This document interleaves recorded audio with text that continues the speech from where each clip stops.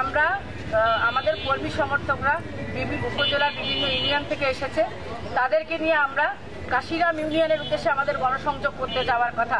কিন্তু আমরা যখন ওখানে জমায়েত হচ্ছিলাম আর আমাদের প্রার্থী ওখানে ফয়সাল দিদারদীপ ওখানে দাঁড়িয়ে কর্মী সমর্থকদের সাথে মত বিনিময় করতেছিল, এরকম সময় প্রেসিডেন্ট মহোদয় যিনি এই মুহূর্তে নির্বাহী ম্যাজিস্ট্রেসি পাওয়ার নিয়ে নির্বাচন পর্যবেক্ষণ করছেন, উপজেলা পরিষদ নির্বাচন পর্যবেক্ষণ করছেন, উনি এসে আমার প্রার্থীকে সরাসরি বললেন যে আপনি নির্বাচনী আচরণ বিধিমালা লঙ্ঘন করেছেন।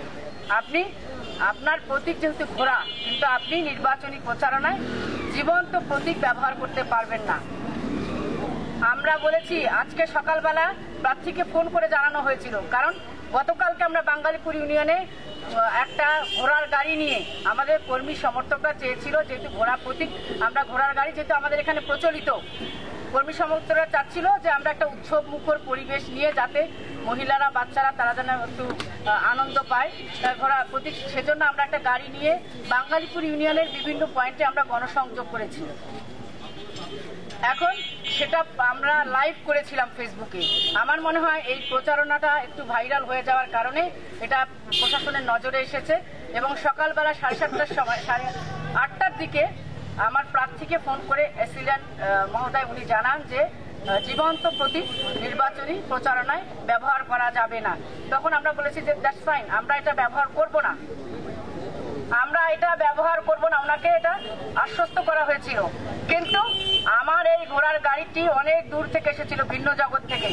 উনি গাড়ির চালক একজন বয়স্ক ভদ্রলোক, উনি এবং ওনার ঘোড়াগুলো যেহেতু পুরা ইউনিয়ন কালকে ঘুরে বেরিয়েছে, যার জন্য ঘোড়াগুলো খুব টায়ার্ড ছিল, উনি আজকে চলে যাওয়ার কথা।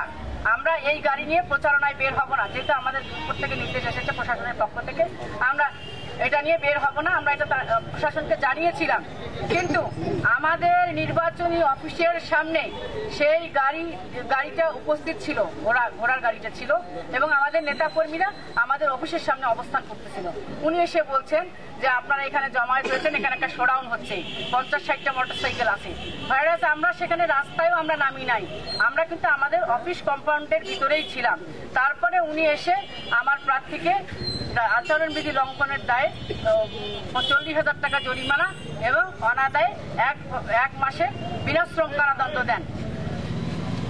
তারপরে উনি বললেন যে ঠিক আছে, আপনি তাহলে এখন কি করবেন, আপনার কাছে দুইটা অপশন, আপনি 40,000 টাকা জরিমানা দিয়ে আপনি এটা মিউচুয়াল করে ফেলেন, অথবা আপনি যদি এটা না দিতে চান তাহলে আপনি আমাদের সাথে চলেন, আপনার 1 মাসের বিনাশ্রম কারাদণ্ড রয়েছে, এটা আপনার রায়।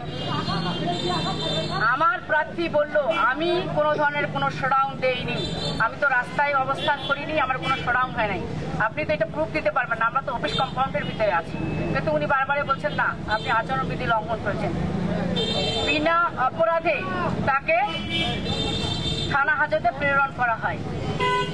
আমার উপজেলাবাসীর কাছে আমার প্রশ্ন, আমরা এতক্ষণ থানায় অবস্থান করছিলাম, আমাদের নেতা কর্মী সমর্থক যারা আছে সবাইকে নিয়ে আমরা থানায় দীর্ঘ সময় প্রায় 4-5 ঘন্টা ঊর্ধ্বতন মহলের সাথে আমরা আলোচনায় বসেছি।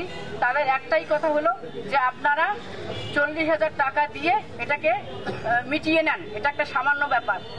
এখন আপনাদের কাছে আমার প্রশ্ন, আগামী মঙ্গলবার আমার উপজেলা পরিষদ নির্বাচন, আজকে শুক্রবার, আর মাত্র হাতে আছে 2 দিন। আমার এই যে মূল্যবান সময়, আমার প্রার্থীকে বিনা কারণে বিনা অপরাধে এই যেভাবে আটকিয়ে রাখা হলো, আমার মূল্যবান সময় নষ্ট করা হলো। তারপর প্রশাসন আবার বলছে যে আপনি 40,000 টাকা আপনি জরিমানা দেন। যে অন্যায় আমি করিনি তার জন্য আমি জরিমানা দেব কেন? আপনারা যে আমার প্রার্থীর এই মূল্যবান সময় নষ্ট করলেন, তার দায়িত্ব কে নিবে? আপনাদের কাছে আমার একটাই আবেদন, আমরা এটা স্পষ্টত বুঝতে পারছি যে আমাদের ঘোড়া মার্কার প্রতীক, আমাদের চেয়ারম্যান পদের প্রার্থী উনি রাজনৈতিক প্রতিহিংসার শিকার। কোনো পক্ষের ইন্ধনে এই কাজটা ঘটানো হয়েছে।